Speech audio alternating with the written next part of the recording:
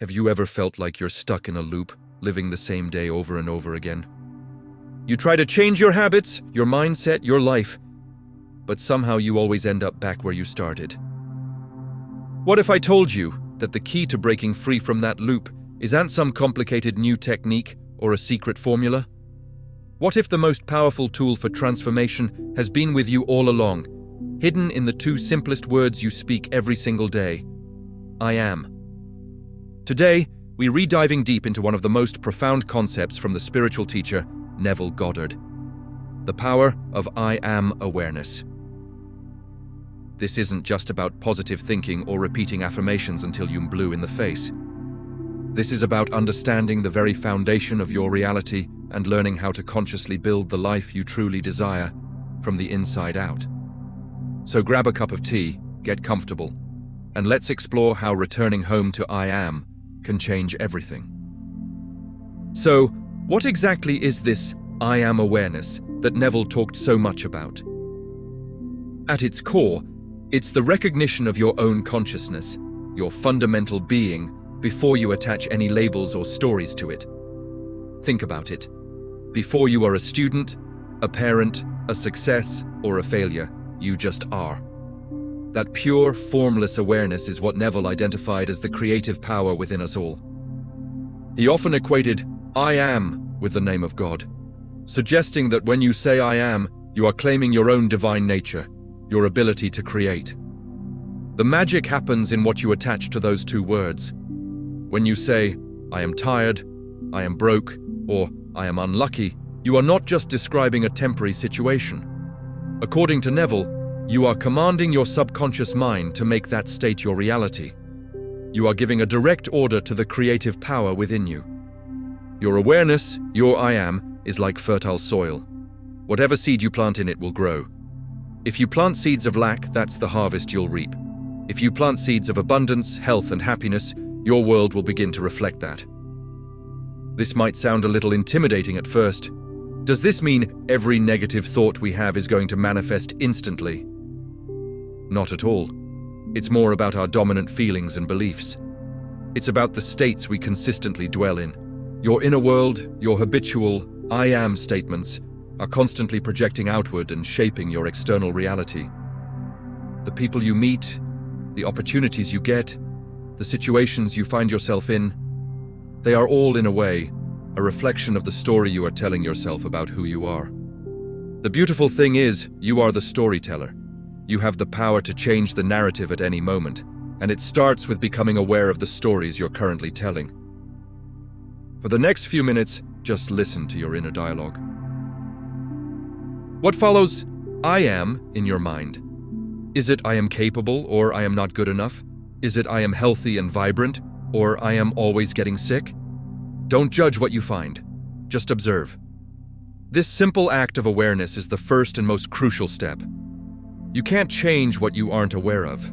Once you become aware of your current I am statements, you can begin the conscious work of choosing new ones. This is where Neville's teachings become incredibly practical. He wasn't just a philosopher, he gave us a method. He taught us to assume the feeling of the wish fulfilled. In other words, you decide who you want to be, what you want to experience, and then you begin to feel and think from that state, not just of it. There's a big difference. Thinking of being wealthy means you're still seeing it as something separate from you, something you're chasing. But thinking from the state of being wealthy means you embody the feeling. How would you walk, talk, and think if you already had all the financial security you desire? You'd likely feel more relaxed, more generous, more secure. The goal is to cultivate that inner feeling, that new sense of self, right here and now, regardless of what your bank account says. You start by defining your new I am. For example, instead of I am struggling, you choose I am thriving. Instead of I am lonely, you decide I am loved and connected. You then immerse yourself in this new identity. Neville's famous technique for this was what he called SATS, state akin to sleep. This is that drowsy, relaxed state just before you fall asleep. In this state, your conscious mind is quiet, and your subconscious is highly receptive. This is the perfect time to imagine a scene that implies your desire is already a reality. Don't visualize the process of getting it. Visualize a moment after it has happened. If you desire a new job, imagine a friend congratulating you. Feel their handshake, hear their words, and feel the genuine joy and relief in your heart. Loop this short, simple scene over and over until it feels real, until you drift off to sleep, drenched in the feeling of success. You are impressing your subconscious mind with a new truth about who you are. But this isn't just a nighttime ritual. The real work is carrying that feeling, that new I am, with you throughout your day. It's about consciously choosing your inner state even when the outside world seems to contradict it. This is where faith comes in. Not blind faith, but faith in your own creative power. It's a gentle but persistent inner knowing. When a thought of doubt arises, you don't fight it. You simply acknowledge it and gently return to your new story. You remind yourself, that's the old story. My new reality is that I am, and you fill in the blank with your desired state. It's a process of detaching from the old identity and attaching to the new one. Think of it like changing clothes. You wouldn't try to wear your new outfit on top of your old, muddy one. You take the old one off first. Similarly, you have to mentally let go of the person who was struggling, the person who was lonely, to fully step into the identity of the person who is thriving and loved. This means you stop complaining about the old problems. You stop telling the old stories to your friends. You begin to live, think, and feel from your new assumption. At the end of the day, Neville's I am awareness isn't another technique to master or a ritual to get perfect. It's a homecoming. It's about remembering that beneath every story, every success, every failure, and every label you've ever worn, there is a core of pure awareness. You are that awareness. You are the one who has the power to choose what follows. I am, again and again, moment by moment. You don't need to wait for the perfect moment, the right mood, or some future, better version of yourself to begin. You can start right now, right where you are. Simply by turning your attention inward and recognizing that fundamental truth. I am. From that simple, profound awareness, you can choose a new identity, a new state, a new chapter for your life. As you move forward from today, I invite you to pay close attention to your I am statements.